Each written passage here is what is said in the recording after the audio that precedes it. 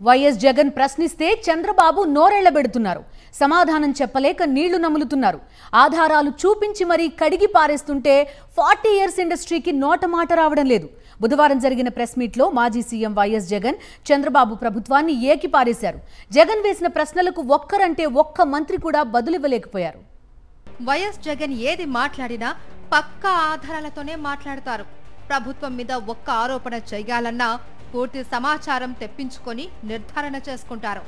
ఆధారాలతోనే media ముందుకు వస్తారు. అందుకే జగన్ మాటలకు ప్రజల్లో అంత విశ్వసనీయత ఉంటుంది. ప్రతిపక్ష నేతగా జగన్ ప్రెస్ మీట్ పెట్టి అంశాల వారీగా ప్రభుత్వాన్ని నిలదీస్తూ ఉంటే సమాధానం చెప్పలేక ప్రభుత్వ పెద్దలు కింద మీద పడుతున్నారు.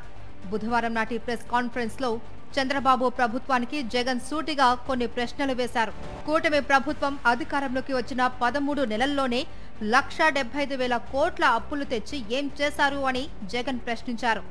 రాష్ట్ర ప్రజలకు ఒక్క సంక్షేమ పథకాన్ని కూడా అమలు చేయకుండా అప్పులు చేసిన డబ్బు, పన్నుల రూపంలో వసూలు చేసిన డబ్బులు ఏం చేశారు అని చంద్రబాబును సూటిగా జగన్ ప్రశ్నించారు.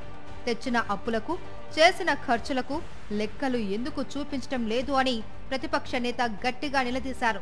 మీడియా సమావేశంలో జగన్ అడిగిన ఏ ప్రశ్నకు మంత్రుల నుంచి ఎలాంటి సమాధానం రాలేదు.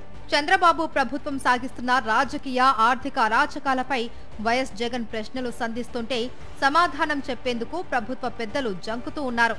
ఆధారాలతో సహా జగన్ మాట్లాడుతూ ఉండటంతో బదులివ్వడానికి చంద్రబాబు బ్యాచ్ కి నోటి మాట పెగలడం లేదు. చెప్పేందుకేమీ లేక వైఎస్ జగన్ ను దూషించడమే లక్ష్యంగా మాట్లాడుతున్నారు పచ్చ పార్టీ నేతలు.